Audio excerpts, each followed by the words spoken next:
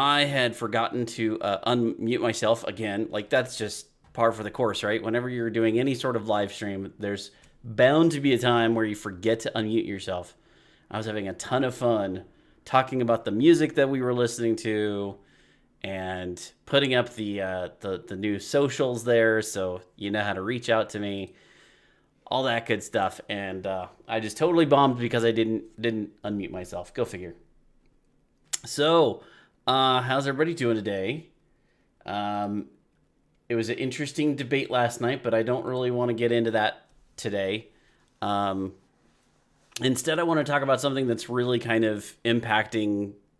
I think it has a fairly wide-ranging impact on the software development industry as a whole, and I think it's important that we explore this because it's pretty important. So, for those of you who don't know, Oracle owns they I don't know, do they still own, but they purchased Sun Microsystems, which Sun Microsystems was the originator of the Java programming language. And originally it was called Oak, but they didn't like that. They went with Java instead. And now it's become one of the most popular languages that's out there. Really, I think popularized a lot of the C language type of language characteristics, right? Syntaxes. And C# owes a lot of its development to Java because the C#, obviously C# took off in its own way and it has .NET backing it, Microsoft and all that good stuff, but it's not audible. You should be audible now, right? You should be able to hear me now.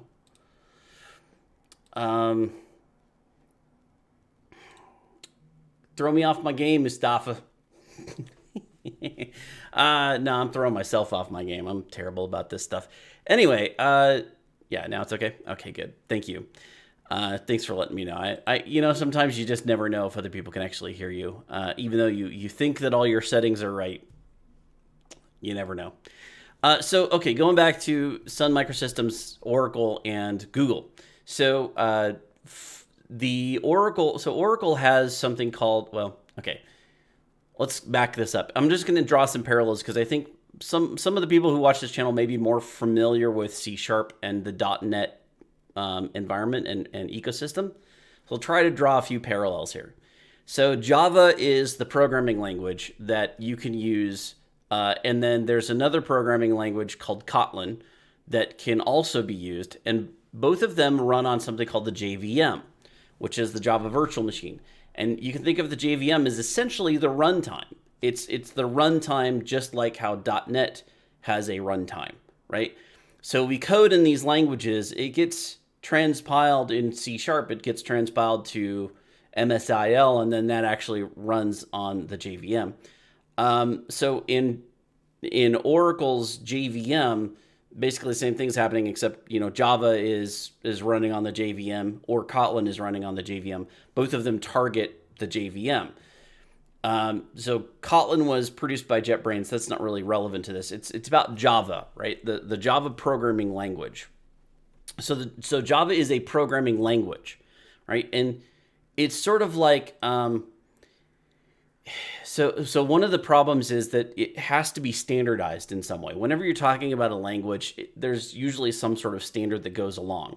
So even if we're talking about things like the English language or the Spanish language or the Italian language, there's really more cultural norms, right? Like we have things like dictionaries and thesauruses to kind of help keep us on a particular track. But then there's, how many different dictionaries? There's 20, 30, hundreds of them really, of these dictionaries that all purport to be the source of truth of what is the actual English language. And they're trying to document the language.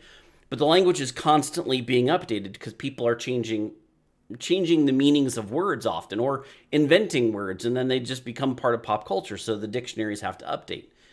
It's kind of the exact opposite when we're talking about other languages, right? When we're talking about programming languages, it's really the exact opposite, because whoever is inventing this language has a standard, and then that needs to be able to run on machine, right?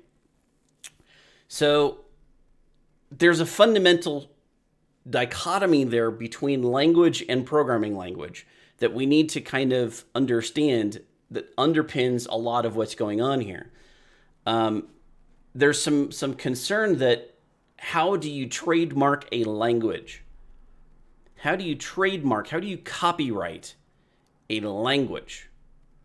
That seems kind of innocuous. It seems like you shouldn't really be able to do that.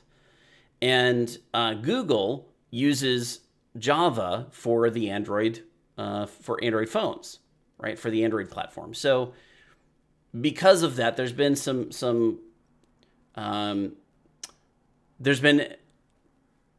Oracle has said that Google has stolen part of its code base. And Google's like, well, it's fair use, right? Like a language. You can't have a monopoly on a language.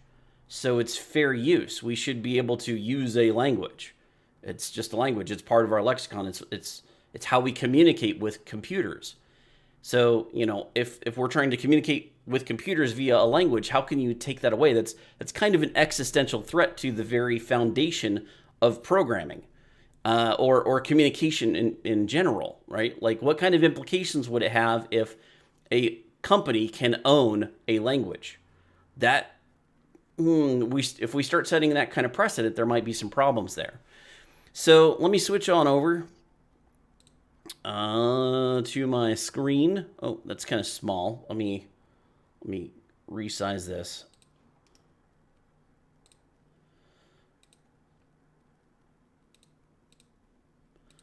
Mustafa, are you still there?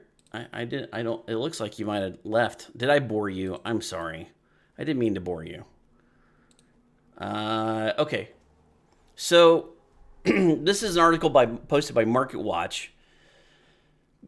So Google, Oracle face off in Supreme Court in largest software development case ever. And I mean, this is, I don't know by what metric they're talking about, because I mean, you've got the whole Netscape and Internet Explorer browser stuff that happened, and monopolies, and really the United States government got involved in all that.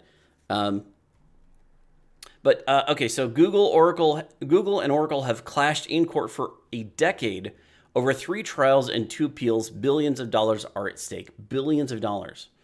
So yeah, billions. That's probably how they're saying the largest software development case is, just on monetary funds alone. So Alphabet Inc., Google and Oracle Corp. took their decade-long, multi-billion-dollar copyright case to the U.S. Supreme Court on Wednesday, each arguing the future of innovation hinges on its outcome. The highly technical case centers on how Google used code to create its popular Android mobile operating system. Oracle claims Google stole 11,500 lines of code originally written by Sun Microsystems for its Java application programming interface. Oracle acquired Sun in 2010 and filed suit shortly thereafter. So, okay, I don't know why it says 0 viewers. Thanks, Mustafa.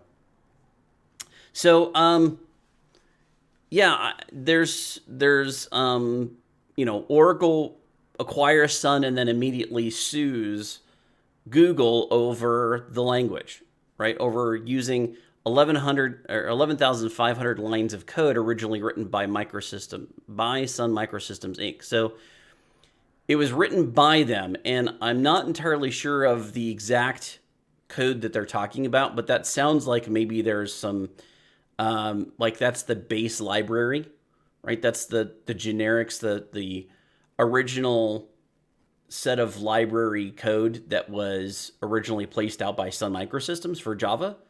And then, Android takes that, and now Oracle owns Sun Microsystems, and now Oracle's saying, well, you can't use the code that was written by the company that we now own.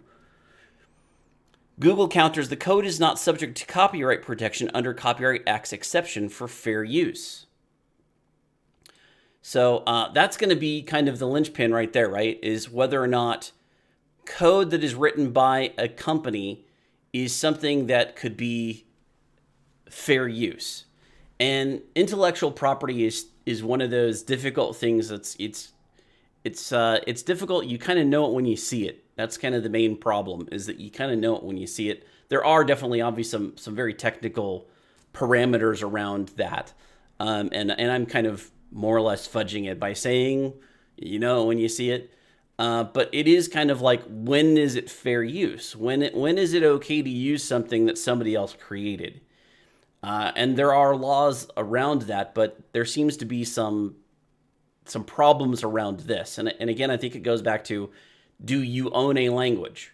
You can own a book, right? You write a book, and if that book is something that somebody then steals all of your content and then makes it and then adds their little pieces to it and then publishes it as their own, yeah, that would not be fair use, right? That seems a little bit not quite right. But if we're talking about things like a base library, right? A base set of oh, come on, I'm missing the term here. It's primitives. There we go. If you're just talking about the primitives and the initial structure of the programming language in order to facilitate other development that, happens all the time, right? We use these primitives in programming language all the time. It would be like Microsoft going after, after a company that I work for because we're writing in the C# language using their base language, right? Using their base library, right? Does Microsoft have the authority to own or the legal recourse to say that the software that we built that uses their libraries is now illegal?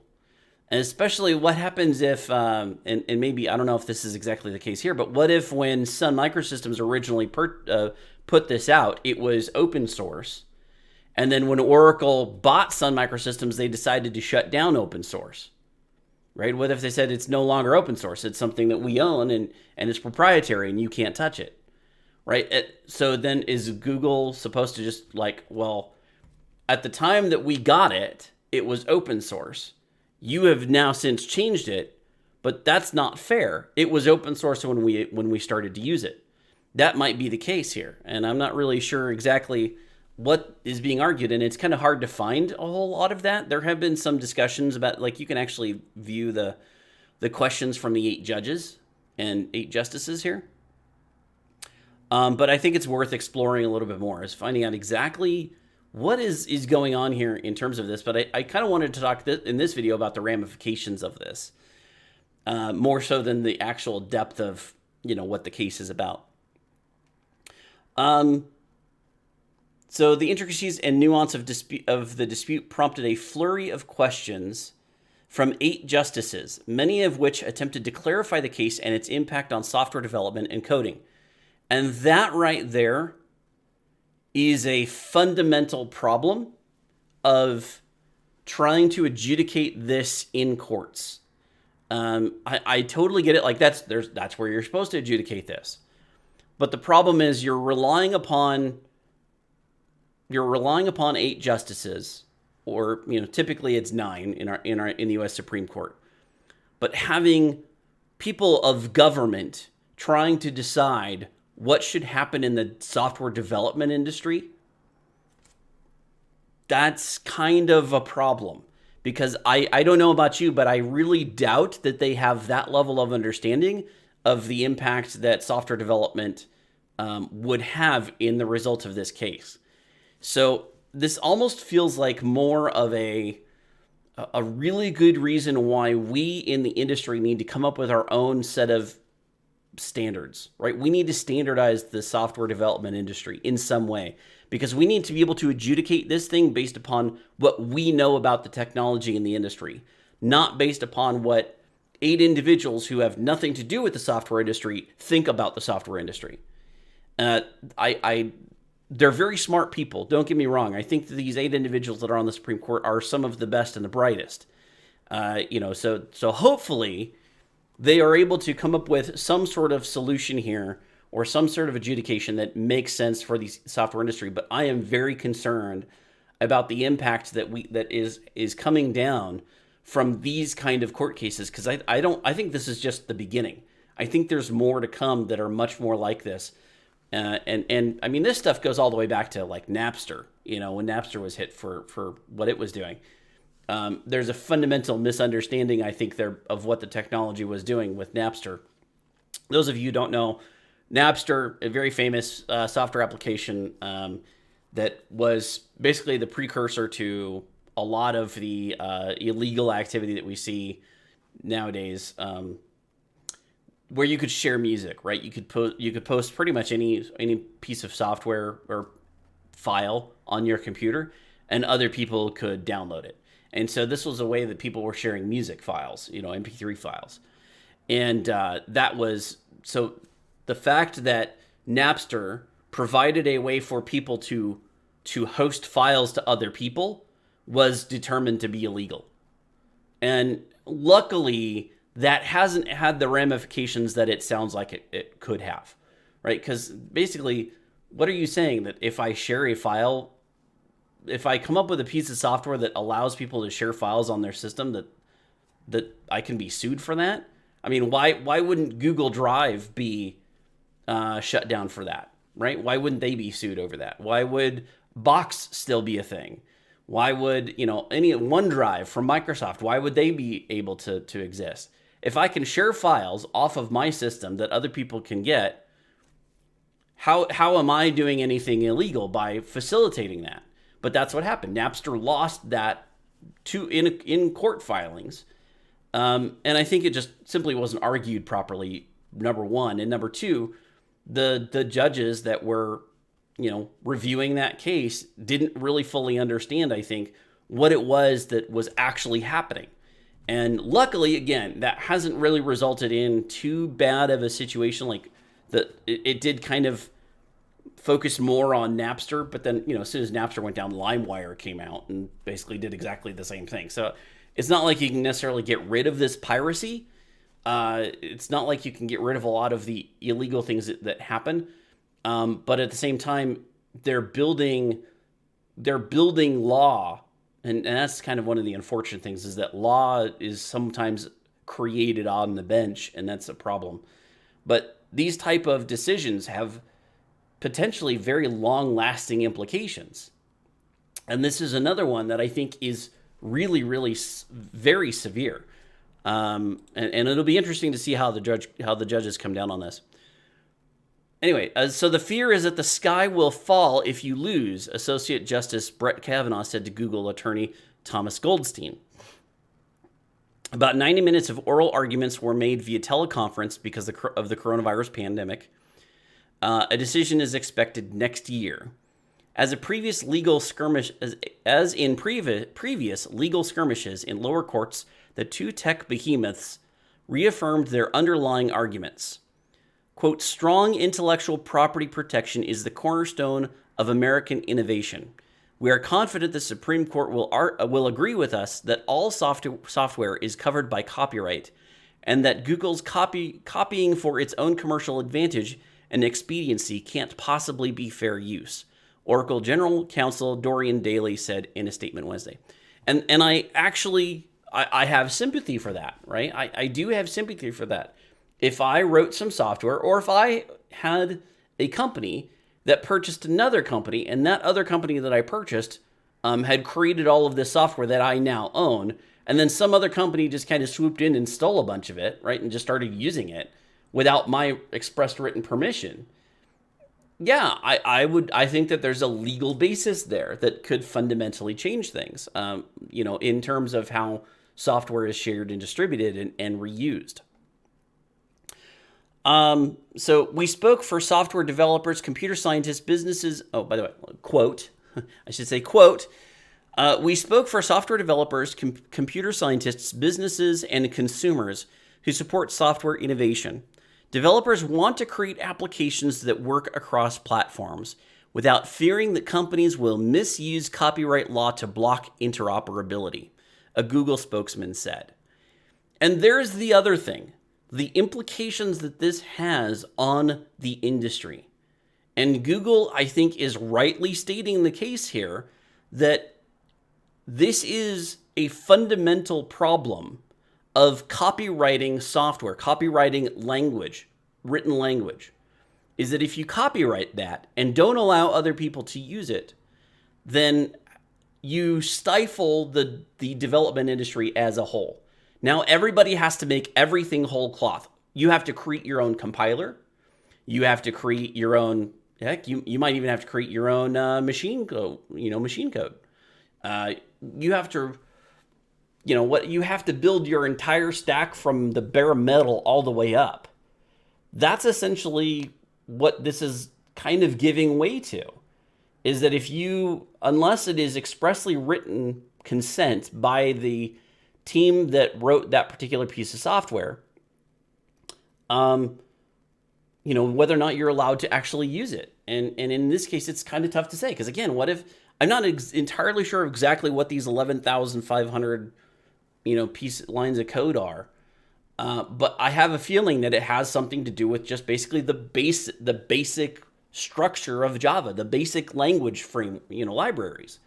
And should that not be allowed? Are we not allowed to access the basics of the language? That would seem a little bit ridiculous. And whether or not that's actually what's stated here, by the way, like whether or not that we're talking about that doesn't even matter, because all that the company has to do is say, well, we created that library of all the basic, of all of the primitives, and you can't reuse that. You can't use that in your software. Whether or not that's what they're talking about or not, a company could say that based upon this decision. So that's kind of problematic here, is do we allow that kind of thing to exist? And then also comes in the complication of the scenario that I've mentioned before. Again, what if Sun Microsystems initially released this as open source, which I believe that they did. I'm not entirely sure, but I'm pretty sure that they did release it as open source. I'm almost positive they did, because the JVM is open source, right? So if that's the case, then how do you then say something that is open source that is now owned by somebody else? Somebody else bought this open source code base, and some other company built their platform off of that code when it was open source, and now that you own it as a proprietary company, you turn it into proprietary. Do you now have the ability to sue that company that used the original set of the language when it was open source? Like, there should be some precedent here that at the time that you started to use it, this was the license for using it at the time that you started development, and that's the one that should be standing. Right at the time that you started. If you can prove in a courtroom that this was when we started this process, right? We've got Git now, and that can kind of tell you when things started. But if you could say this is when we started our project, our product building, and this was the license at the time of when we started, that should be enough to solve that problem. But I don't know. I don't know necessarily what the implications are. And again, I'm not really a lawyer. I'm just worried about the implications of this. The other thing that I kind of want to point out here is, so actually now I completely lost that point. Oh no, Steve, you lost the point. Oh well, I guess it's not that important anyway. Okay, the case has been bounced along lower courts. No, it was among. I was right when I said among. The case, which has bounced among lower courts for years, has drawn the interest of some of the biggest names in tech who have aligned on each side of the dispute. Microsoft Corp has submitted a brief in support of Google, warning Oracle's suit threatens modern paradigms of software development. I think I want to go find that brief. The Justice Department has sided with Oracle on the grounds that Microsoft and Apple Inc. were able to create mobile operating systems without using Oracle's code, which is true, right? Microsoft was able to unsuccessfully, basically, create an operating system for mobile. It didn't really work for mobile, did it? Not everybody liked it. I remember what the point was now. So here's the thing. Oracle is shooting themselves in the foot. They consistently have been doing this. And this is just another one of the prongs on the stupidity train for them. Like, this is just, well, that statement didn't make any sense at all. This is just another thing that Oracle is doing that is just outright bizarre, in my opinion. It doesn't make, if you're a business that's trying to grow, why would you do this kind of thing? Your language, the language that you are known for, is one of the most popular languages in the world, primarily because of Android and what Google has done with Android. And you want to sue Google over this. And as a result, what's happened is Google has now switched over to Kotlin, right? They said, we're no longer making Java a first-class citizen of the Android platform. Instead, we want everybody to do development in Kotlin. Because of this lawsuit. Because of this lawsuit, Google has decided to do that. So how does that help Oracle? Like, you may make a big, giant money grab off of Google in order to sustain yourself for the next 10 years, right? And maintain your, like, this is kind of their marketing. This is not a good marketing strategy. This is a money grab so that they can build up their cloud infrastructure. I think that's where they think that their next source of income is coming from, is the cloud, is Oracle Cloud, especially because they purchased TikTok. So they have, I think Oracle's strategy is similar to what Microsoft did. They're just about, 5 or 6 years too late, or later than how Microsoft pivoted, in that they're trying to pull away from the development community as their source of revenue and switch over to the cloud being their source of revenue. That's kind of what Microsoft did, right? Like, if you think about what Microsoft was doing in the early 2010s and even 2000s and 2010s, before Satya Nadella took over, they were proprietary everything, right? .NET Framework was proprietary. You could only run it on Windows. Everybody had Windows operating systems pretty much in the world, so that meant you pretty much had to write your stuff in. If you're going to do .NET, it would work on a Windows PC and everything was fine. But of course, Macs became more popular again. Microsoft had to kind of change their direction, and now .NET Core was released, and everything is open source. So because everything is open source and everything is going towards developers, right? Really embracing developers as a community and catering to what they want, Microsoft had to figure out a different source of revenue. And at the same time, they were realizing that their Azure platform was very popular. It was growing to be one of the more popular cloud frameworks. And of course, AWS has been in the lead on this one for a long time, but Azure has a pretty significant market share. And so that became their main source, I think, of where they wanted to find money. Is not in the software development itself, but rather in where do you deploy your software. That's what's key. And building out these network infrastructures for businesses to operate on. That was kind of how they said, we're going to make our money. So if we can get more developers to develop and then deploy, they're going to have to find some place to deploy to. So they're going to have to deploy to our system, I shouldn't say have to, but they're going to. I think Oracle's taking a very similar tactic, except they are so far behind the 8 ball, they need to make a money grab. And so they are reaching for one that they think they can get from Google, who is not necessarily a competitor, because I don't know how you would, like, is Oracle and Google, are they competitors? Not really. Maybe a skosh in the database space, just a little bit, maybe a little bit in the cloud space. But Oracle's got a long, long way to go before they get anywhere near where Google Cloud is. So they need to make a money grab. They need to get money so they can build infrastructure and marketing, right? That's kind of what I think this really is about trying to take this money that they could get from Google and then pivot into the cloud sphere and be bigger. That's, I think, where they want to go. Whether or not they're going to be successful at that remains to be seen. They're not exactly a name well known for customer service. They're not exactly a company known for the best practices. And again, if you're a software developer, why would you... I don't know why you would want to base any sort of software on any Oracle platform at this point. It seems like they're consistently kicking out the legs from every place that you would go, right? Like, if Android is no longer going to support Java, right? Google's no longer going to support Java on the Android platform, which they're not there yet, by the way. Just to let you know, they still support Java. It's just that it's not the first class citizen. It's Kotlin that they're promoting and pushing for Android. So if Java is no longer in first place, essentially, on the Android phone, why would you develop in Java?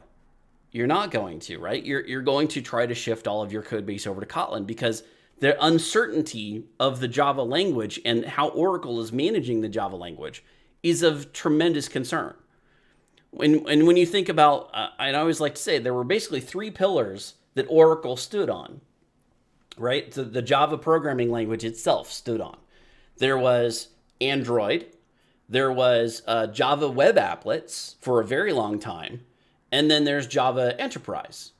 Those are the three things that were really kind of the Java realm. Like that's how they made a name for themselves. That's how they became. I mean, it started all the way back to creating TV set top boxes. Programming, being able to program stuff on your TV. Like that's where Java originated from. So being able to have interactivity with some sort of screen, and that kind of built out into web development, right? When you had Java web applets. Well, Java web applets are gone. So you got the three things by which Oracle and Java stood, right? You had the web development, the web apps.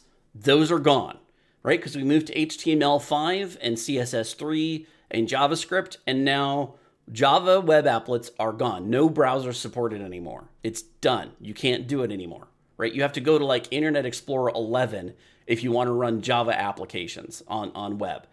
It's not supported anymore. Nobody's doing it anymore. So that's gone. The other piece was Android. And look at what Oracle's doing to Android. They're basically saying, or Google has said, fine, you guys are going to put up a big giant fuss about Java. Do you want us to pay billions of dollars for this? Forget it. We're not going to do Java anymore. You guys are a horrible company to work with, so forget it. Okay, so that's gone. Now what's the final leg is Enterprise, right? And that's kind of like the only thing that's left. And so that's why there has to be this pivot, I think, by Oracle's. They've lost those other two revenue things or two things by which they stood upon. Now they have to pivot to Google Cloud. There's also databases, right? Like Oracle's really known for databases. So I don't want to skip over that. Like MySQL is actually a really good platform for SQL development. But as far as Java is concerned, like those were the three pillars of Java, and two of them have been taken out. The only one that's left is the Enterprise.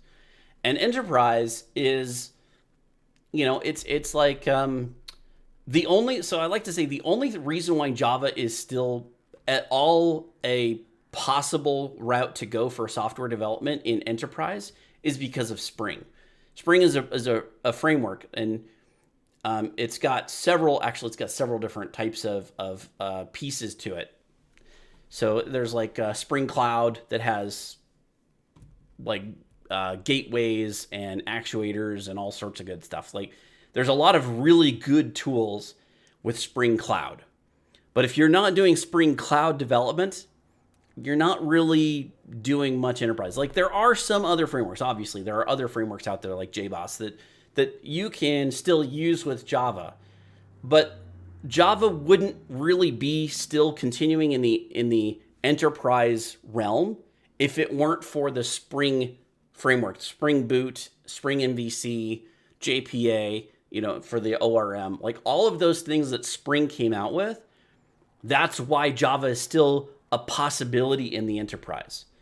And I don't know if you guys know this, but they really kind of like the Eclipse Foundation, which is in charge of the next generation of enterprise. Oracle told them in the final week of negotiation. This was going on for over a year of negotiating the handoff of the responsibilities for the next enterprise language, which is called Jakarta. The next enterprise framework for Java is being handed over to the Eclipse Foundation. And during this year-long transition, in the final week, Oracle tells Eclipse Foundation, by the way, you can't use the word Java. You can't use the word Java. for Java Enterprise. You can't use the word Java. It's Jakarta. And some people I've heard arguments that this is fine because, we need to have a separation between the first enterprise version and the second one. So there's no reason why that shouldn't happen. It's a good thing. I'm like, I don't see how that's necessarily a good thing, that you are separating Java from the very reason why you still even exist as a language. Like the one area that you still have any sort of foothold on for this language, and you're knocking away at that peg too. Like you just don't want that leg at all. I don't know why anybody would do development under anything to do with the Oracle umbrella at this point, because you can't trust them. Who wants to trust Oracle? They're just kicking out the legs out from developers one at a time. So why would you do that? And I like to say, where are all those Java developers going to go? Because they know the Java development language. What is the language that is closest to the Java language?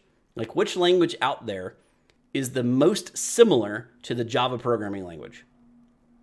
C#. C# and Java are twinsies. They're so similar. So the transition for a Java developer over to C# would be easy. However, there's still a ton of animosity amongst the Java development community against Microsoft for stuff that happened 2 decades ago. But that's still what they're going to, well, not really 2 decades ago, but yeah, I guess it is almost 2 decades ago, right? Like that's still hanging around in their minds, that Microsoft is still this big bad evil, when Oracle is now the evil company of the software development industry. That, like, they are legitimately pursuing things that could destroy this industry, and they don't even realize it. Or maybe they do realize it and just don't care. That's also possible. Okay, well, that's my little rant for that. This is really, really important. I think that this is something we have to keep an eye on, because it will have tremendous ramifications on our industry. I'm kind of curious about this brief in support of, that's Microsoft and Google have not always had the best of relationships, but it seems like once they started working together on Angular, all of a sudden Google and Microsoft are not best buds, but they're getting along. They're getting along. Microsoft, let's check this out. Microsoft brief for in support of Google.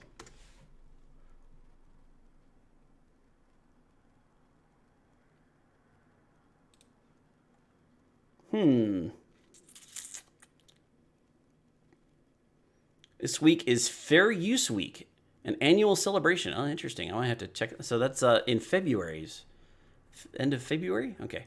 Earlier this week, 14 amicus briefs were filed in support of Google's petition to the Supreme Court to review the decisions of the U.S. Court of Appeals for the Federal Circuit in Oracle's long-running copyright infringement litigation against Google.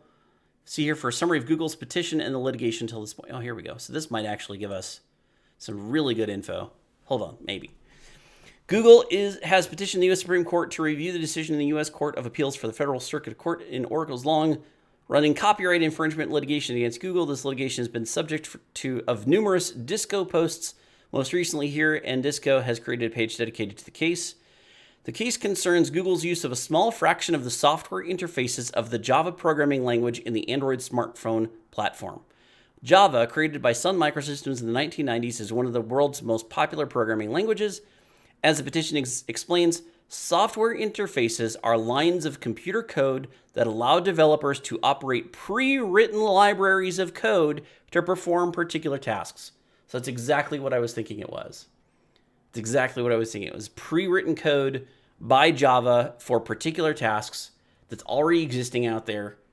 And Google has swiped it up and said, okay, we're gonna kick off on this platform and build our own thing. When developing the Android platform, Google wrote its own libraries of code to perform tasks in a manner suited for the unique characteristics of smartphones, including smaller processors, limited memory, and battery life. However, it used some of the Java software interfaces to allow developers to use their existing language skills to create Android applications. Wait a minute. They're talking about the interfaces. The interfaces. Not actual running code, but the interfaces. Like the protocols, if you will. The protocols of software, if you will. The communication piece of the language so that you and I can learn how to program in Android. Like that's basically what they're talking about, is we just basically use the same type of interfaces that Java already has. We just kind of copied that so that, developers would have it. But the actual code underlying this is not the same code. We wrote it for the architectures of smartphones. That is even worse than I thought it was. That is even worse than I thought it was. Oh my goodness. Sun did not object to Google's use of the Java software interfaces, but soon after Oracle's acquisition of Sun, Oracle initiated this lawsuit against Google, even though, according to Google's brief, the overlapping code represents less than 0.1% of the over 15 million relevant lines of code in Android. In 2012, the district court found that the Java software interfaces used by Google were not protected by copyright. In 2014, the CAFC reversed this decision and found that the interfaces were protectable under copyright. So interfaces. We're talking about interfaces. We're not even talking about running code. We're talking about the way in which you talk. That's such a... I mean, it would be like... let me try to come up with some sort of analogy. It would be like if you wrote a book, and what I decided to do was I'm going to take each one of the chapters that you have, and I'm going to remove all of the stuff that you wrote, but I'm going to keep the chapter. I'm going to keep the chapter name and the order in which the chapters are arranged. That's copyright. It's copyrighted that I cannot use the same titles, the same headers for chapters as you do. That's essentially what that if I was to come up with an analogy, that seems about right. That you are able to say, well, even though the content underlying all of that is completely different and supports a different architecture, because you use the same titles for those chapters, we can sue you for it. Wow. Okay. I mean, at what level does that go? How you use the same words we do, not in the same order, but you use the same words. Like exactly how far does that go? How much can Oracle or any other company then sue over just interfaces of what is essentially the basic platform? Yikes. Hey Hassan, how's it going, man? Okay, so yeah, does copyright protect software interfaces? In its petition, Google stated that the CAFC has upended the computer industry's long-standing expectation that developers are free to use software interfaces to build new computer programs. Google first argued that the Supreme Court should review whether copyright protection extends to software interfaces. The petition noted that the CAFC's decision deepened the existing circuit split concerning the application of the idea-expression dichotomy. The First and Sixth Circuit held that interfaces are methods of operation. Interfaces are methods of operation outside the scope of copyright protection. The CAFC, however, sided with the Third Circuit's view that a method of operation embodied in an interface is copyrightable if it could have been written differently.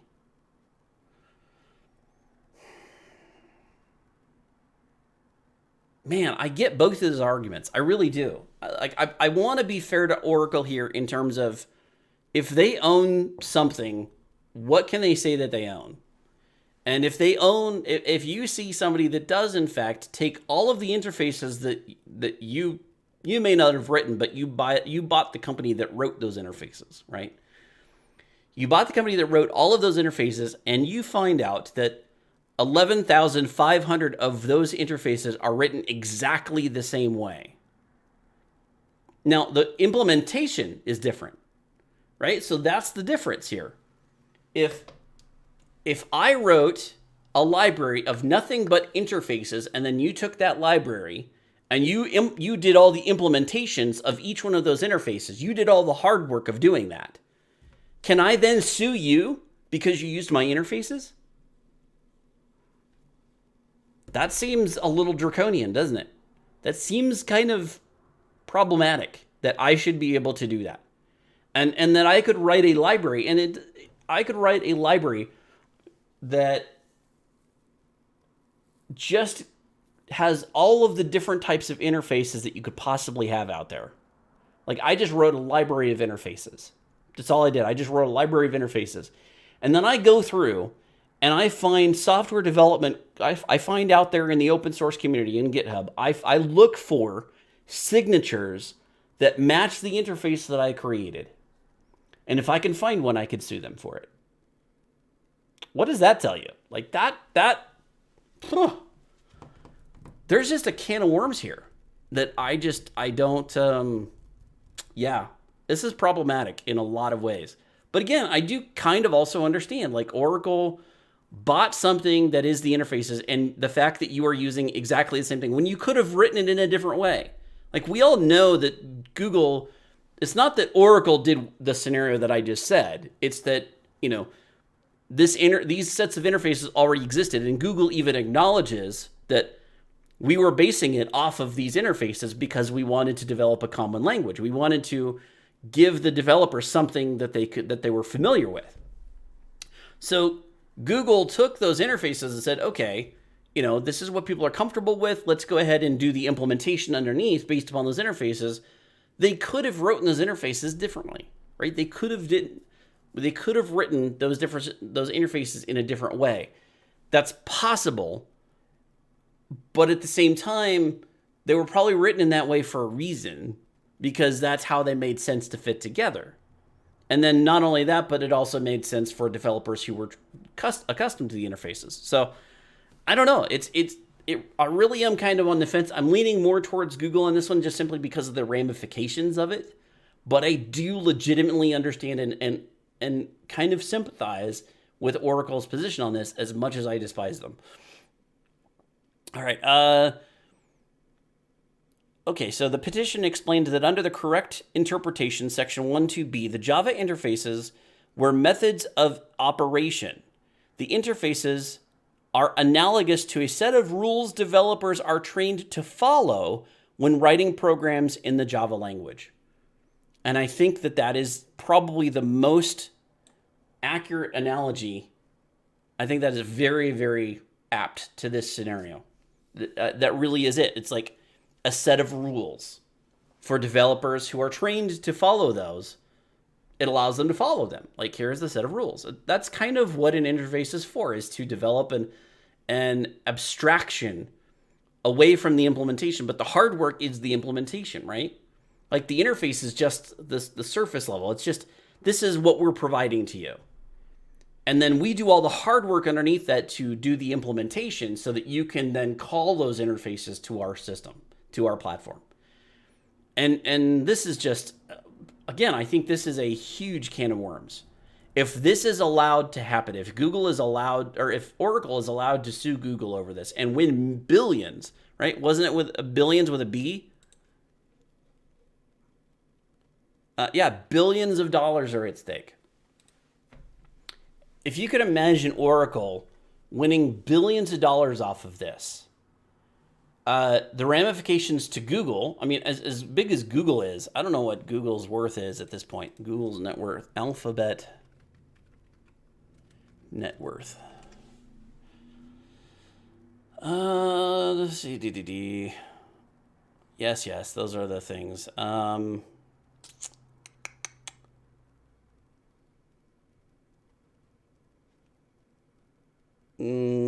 Well, I don't know. I just think losing billions of dollars, that's going to have a huge impact, not just to like Oracle's management, but to us ourselves. And don't get me wrong, I'm not a big fan of Google. I really am not. I think that they have some very underhanded practices that they're doing in order to stay in business. And I think that they're one of the worst offenders when it comes to selling your data and your information. And what they're doing with this YouTube platform, I think is atrocious. But that being said, billions of dollars going from Google to Oracle, I don't think helps anybody in any way, right? It helps Oracle stick around as a company and maybe allows them to pivot to cloud a little bit more. But Oracle's just, honestly, I know some people that are Oracle defenders, but I also know people that have actually worked at Oracle, and they're like, this is a horrible company. Oracle is just bad. And we see their practices that are happening here. And so I don't think that that's good. I think that it's bad if Google loses billions, because that's kind of what is Google going to do to compensate for that? What are the implications of that too?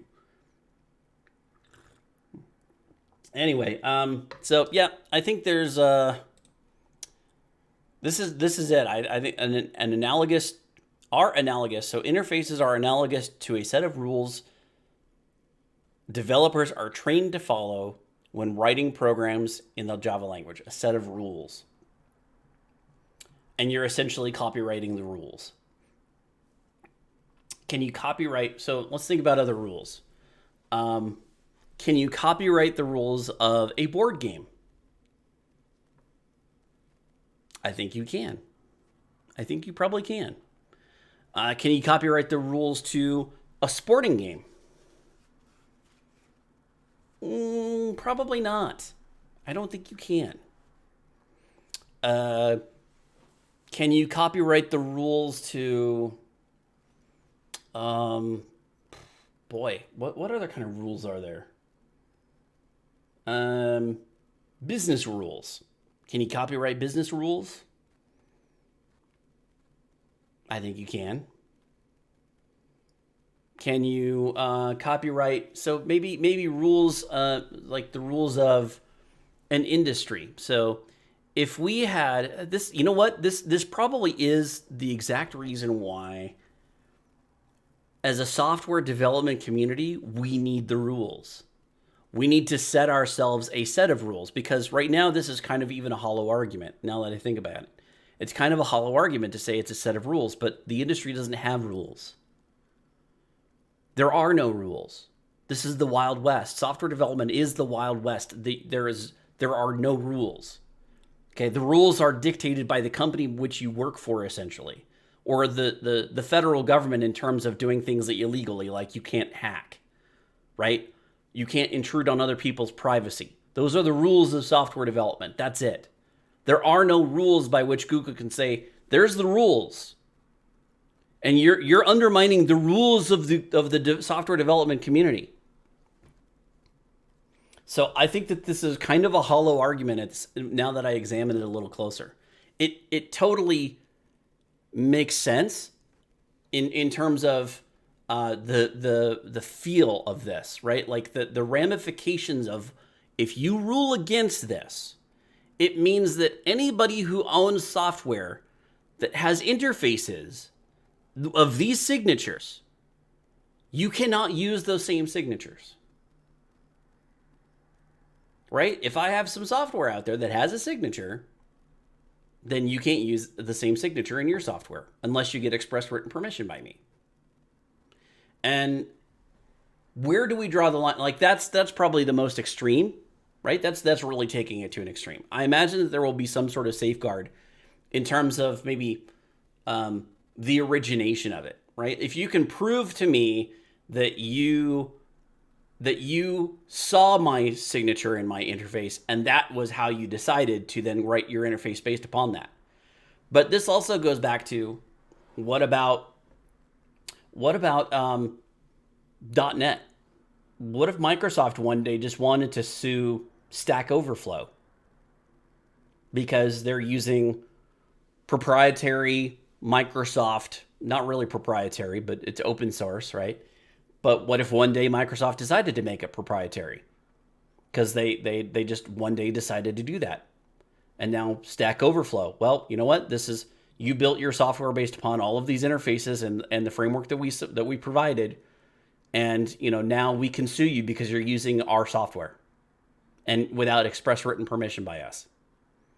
That's a very I think that's a very strong possibility that companies that own these type of platforms could start to say that, because that's essentially what Oracle is trying to do here. But it's even a smaller microcosm than that, right? They're saying the interfaces,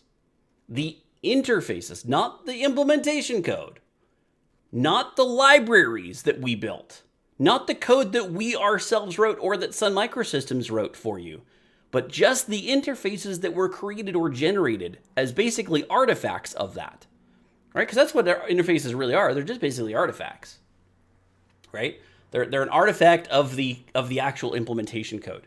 They're in order to facilitate communication. And you are trying to copyright that communication. Not the code that we wrote, not the code that underlines it, not the code that underpins it and makes it actually work. No, the way that you talk, that is copywritten. The way that you talk to your underlying code and implementation code, that is copyrighted. That seems, I understand the argument in a way. Like I said, I do kind of sympathize. I do kind of get it, but at the same time, no way. That the implications of that are just too high. They're too big. Because now you've opened up Pandora's box in terms of who can sue who, and the only way you can know that you're not going to get sued is if you write everything from the bare metal. That's the only way you could possibly know that you are not going to get sued, unless you have like an actual written disclaimer or a waiver, if you will, from the underlying company that wrote those things that says anybody can use it for any reason, open source. You can do that. But then we might retract that open source. We might, because, we allowed you to do it before. You were permitted to do it before, but we have changed our minds. And now that we have changed our minds, you must pay us. You've gotten too big. We want your money. That's a very strong possibility. What are the safeguards that could be put up to prevent that? Let's say that Oracle wins this case. What are the safeguards that could be put up that would prevent a company like Microsoft or Oracle or anybody else to say, you wrote your software based upon our base class library, our BCL, which, millions of pieces of software applications are written based upon the BCL. All of a sudden, those things are gone. What about Webpack? What about things like, Webpack or Node.js, right? Swift, every single language that we think of and use that has the underpinnings, that has a runtime of some sorts that actually, interprets our language. Every one of those companies could then go after the other companies that used them. That's what is possible here. And that's why I think Google is saying you are talking about fundamentally changing the industry of software development. No longer can a business operate off of the software that is publicly and freely distributed and available, because now businesses have to worry that at any moment, those companies that built those libraries could turn on a dime and sue you for your use of their work. That is, we should all be paying very, very close attention to this. This is very, very important. So I know I'm kind of being redundant here and everything. I'm saying essentially the same thing over and over again for an hour, but I think you guys get the gist. I can post a link here to this Market Watch article, and I'll probably also post a link to this because I think it's good info. You guys should definitely go check it out. I hope you guys have a good day. It's, in the time of COVID and all that good stuff. I don't know. 2020 has been a really crappy year, hasn't it? But hopefully you guys are having a good day. Hopefully you guys have a great weekend this weekend. My wife and I are going to take a little bit of a travel across the mountains here and go see some ocean breeze. Hopefully that's going to be nice. I hope you guys get out there and are able to do something similar and just enjoy life. So thanks everybody for watching. If you liked this video, don't forget to hit that thumbs up to let me know. And if you didn't, let me know in the comments why you didn't like it, or stuff I can change. I always appreciate the feedback. So thanks so much.